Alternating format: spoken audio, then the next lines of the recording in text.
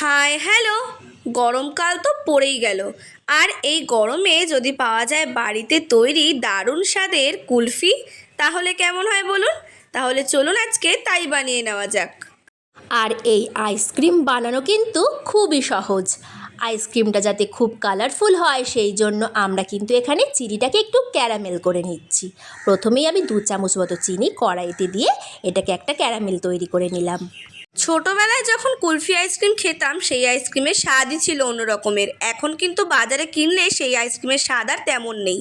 তাই কিন্তু এখন ঘরেই আমরা কুলফি আইসক্রিম তৈরি করে নিই, আর বাড়িতে বানালে কিন্তু এটা খেতে অনেক ভালো হয়। ক্যারামেলটা তৈরি হয়ে গেলে ওর মধ্যেই কিন্তু আমি 500 গ্রাম মতো আমুল দুধকে গুলে দিয়ে দেব।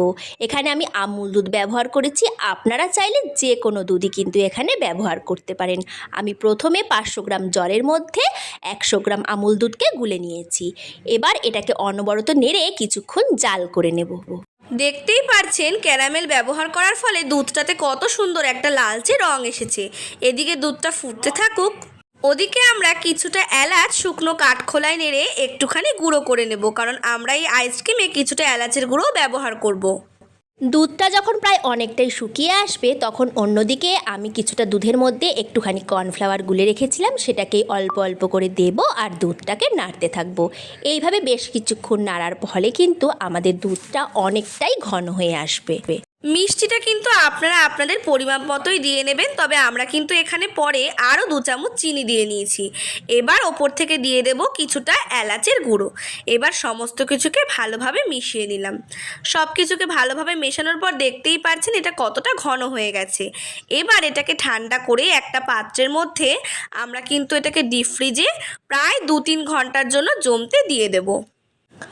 প্রায় 2 ঘন্টা পর আমি এখানে ফিরে এসেছি, আর দেখতেই পাচ্ছেন এটা কিন্তু অনেকটাই চাক জমে গেছে। এবার এটাকে কিন্তু আমি একটা বড় মিক্সার জারের মধ্যে নিয়ে নেব, আর এটার মধ্যে দিয়ে দেব কিছুটা চীনাবাদাম। তারপর এটাকে মিক্সিতে কিছুটা ঘুরিয়ে একটু ক্রিমি মতো তৈরি করে নেব, তাহলে কিন্তু আমাদের আইসক্রিমটা খেতে আরও স্বাদ হবে। এবার আর কি এই ঘন মিশ্রণটাকে চামচের সাহায্যে একটু নাড়িয়ে নিয়েছি। এইবার আইসক্রিমের মোল্ডের মধ্যে প্রথমেই কিন্তু দিয়ে দিলাম কিছুটা চীনাবাদাম গুঁড়ো করা। এবার এর ওপর দিয়ে কিন্তু আমরা এই ঘন মিশ্রণটাকে দিয়ে দেব। আপনাদের কাছে যদি আইসক্রিমের মোল্ড না থাকে তাহলে কিন্তু আপনারা এমনি গ্লাসের মধ্যেও আইসক্রিমের কাঠি দিয়ে আইসক্রিমটাকে জমাতেই পারেন। যবে থেকে কিন্তু আমরা এই আইসক্রিম বানাতে শিখে গেছি তবে থেকে কিন্তু আমরা বাইরের আইসক্রিম প্রায় কিনে খাই না বললেই চলে। আপনারা তো দেখতেই পারলেন যে কত সহজেই কিন্তু এই আইসক্রিমগুলো তৈরি হয়ে যায়। আইসক্রিম মোল্ডে মিশ্রণটাকে দিয়ে দেওয়ার পর কিন্তু আমরা এটাকে প্রায় 1 দিনের জন্য জমতে দিয়েছিলাম। এবার এগুলোকে বের করার সময় একটা নর্মাল টেম্পারেচারের জলের মধ্যে কিন্তু বেশ কিছুক্ষণ রাখতে হবে। বাইরে এত গরম পড়েছে যে ফ্রিজ থেকে বের করার সাথে সাথেই কিন্তু এগুলো কতটা গলতে শুরু করেছে দেখুন। তাহলেই কিন্তু আমাদের মালাই কুলফি একদম তৈরি।